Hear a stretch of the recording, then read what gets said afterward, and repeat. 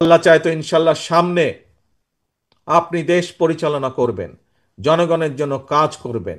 আপনি হয়তো ইনশাল্লাহ আল্লাহ চাইলে আল্লাহর রহমতে এই দেশের জনগণের সমর্থনে আপনি সরকার গঠন করবেন। আপনার পিছে কিন্তু এখন অনেক ঘুঘু ঘুরঘুর ঘুরঘুর ঘুরঘুর করছে। এই ঘুঘুদের প্রতি খেয়াল রাখতে হবে। এই ঘুঘুরা কারো না। এই ঘুঘুরা শুধু নিজের স্বার্থ বুঝে। তারা আসবে, তারা আপনাকে ব্যবহার করবে, তারা আপনার সুনাম নষ্ট করবে, নিজেদের স্বার্থ অধিকার করবে। তারা দলের সুনাম নষ্ট করবে, নিজেদের স্বার্থ অধিকার করবে। আবার সুসুর করে দুঃসময় দেখলে তারা পালিয়ে যাবে।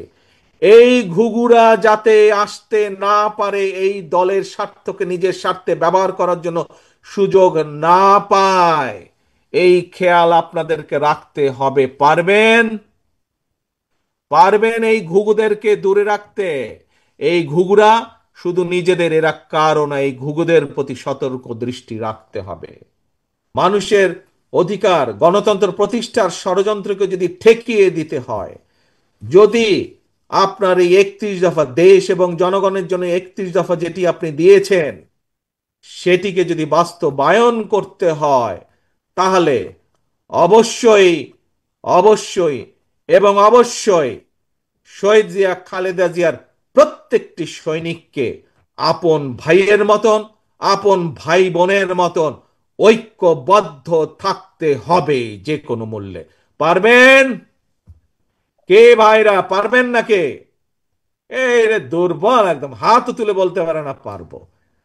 জোরে বলেন পারবো ইনশাল্লাহ। প্রতিজ্ঞা করেন আল্লাহর নামে যে ইনশাল্লাহ আমরা ঐক্যবদ্ধ থাকতে পারবো। ধন্যবাদ সকলকে।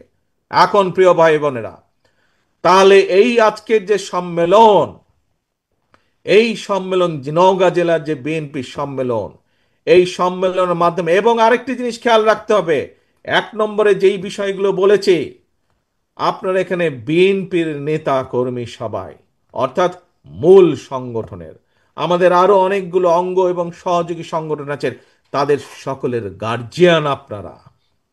বুঝেন তো নাকি? এটা তো বোঝেন আপনারা গার্জিয়ান বিএনপি হিসাবে। গার্জিয়ান হিসাবে আপনাদের দায়িত্ব থাকবে সকল অঙ্গ এবং সহযোগী সংগঠনের যে নেতাকর্মী আছে তাদের প্রতিও নজর রাখা, যাতে তাদের মধ্যেও কেউ এমন কোনো কাজ করতে না পারে যাতে জনগণের আস্থা এবং বিশ্বাস নষ্ট হয় বিএনপির প্রতি। এইটি গার্জিয়ান হিসাবে আপনাদেরকে এই দায়িত্ব পালন করতে হবে।